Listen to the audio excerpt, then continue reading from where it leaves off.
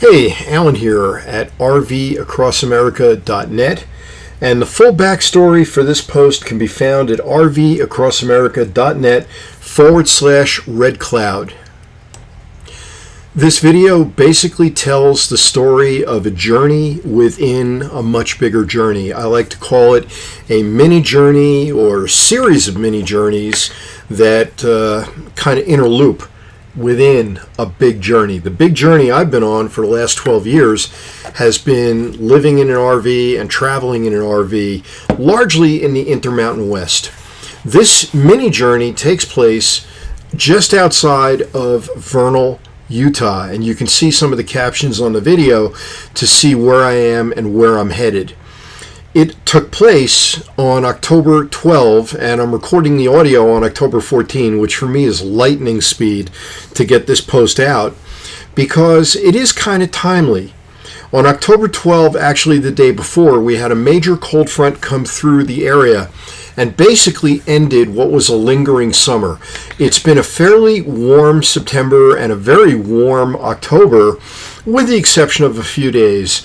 And that came to an end, and pretty much from here on out it looks like we're into declining temperatures and approaching well into autumn.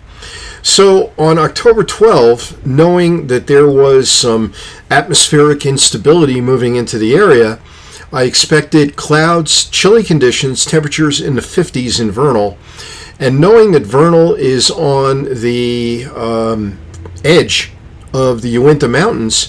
The Uintas are a unique mountain range because they're an east-west mountain range. They're the only east-west mountain range, to my knowledge, in the continental United States.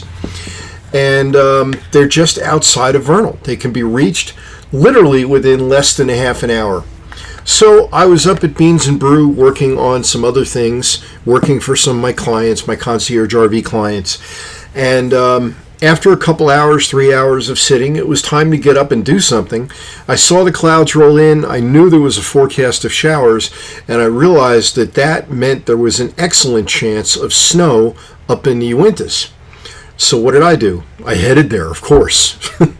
Even though I have had a persistent sinus problem for the better part of a month now, it's getting better. There's no doubt it's getting better. But I decided, you know what? Let's go up into the mountains and get a real taste for what's going on up there. So you see me driving up here now. I'm going up Taylor Mountain Road, which is the back way up. It's the pavement ends, and after the pavement, you're on to, I think it's BLM land. I know I saw a sign saying camping 16-day limit, which is usually a good indication that you're in National Forest Service or Bureau of Land Management. But when you get up there, the pavement ends, you're on a dirt road, and it's kind of a slick dirt road, especially because it had been raining. The road was clearly wet from all the moisture that had fallen up on the hills. And you're climbing up around 8,000, approaching 9,000 feet. The Red Cloud Loop is at 9,000 feet and more. There are parts of it that go up to 99.75, and you can see it begins to snow as I was heading up Taylor Mountain Road well before I reached the Red Cloud Loop. The Red Cloud Loop is a road that you can take. It's a tourist road. It's about a 50-mile stretch. It goes through the Uintas, gives you a real taste of what's going on. And I did about 10 miles of it. So when we do reach the Red Cloud Loop, you'll see me first turn left and explore off to the west a little bit. And then I turned around and headed east and did several miles before I reached 191, which is the road that would either take you towards the Flaming Gorge to the north or back to Vernal to the south. And this time I elected to take Vernal to the south. There's a great series of switchbacks that run from the Red Cloud Loop down to the town of Vernal. And I may throw a video together that reintroduces you to that. I've got that on some video from years ago when I went through those switchbacks coming back from the Flaming Gorge. So you've got me headed up towards the loop. It was snowing pretty good. You could see that in the video now.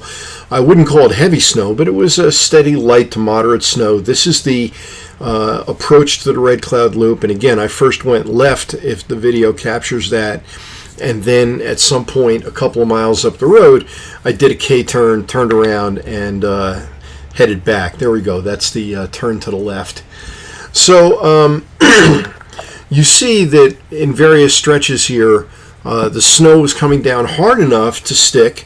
I made note of it in a previous caption that the air temperature kind of hovered between 34 and 35 the entire time that I was on the Red Cloud Loop. And it was just kind of invigorating to be up in an area in those temperatures. I mean, I've seen 40 degrees here in Vernal. In fact, this morning, Saturday morning the 14th, we got down to about 31 degrees. But that's only in the earliest morning hours. If you want to experience a mid-afternoon temperature in the mid-30s, you got to go up to elevation. And that's where I was, again, for this experience, for this mini journey. Anyway, this is my last few days here in Vernal.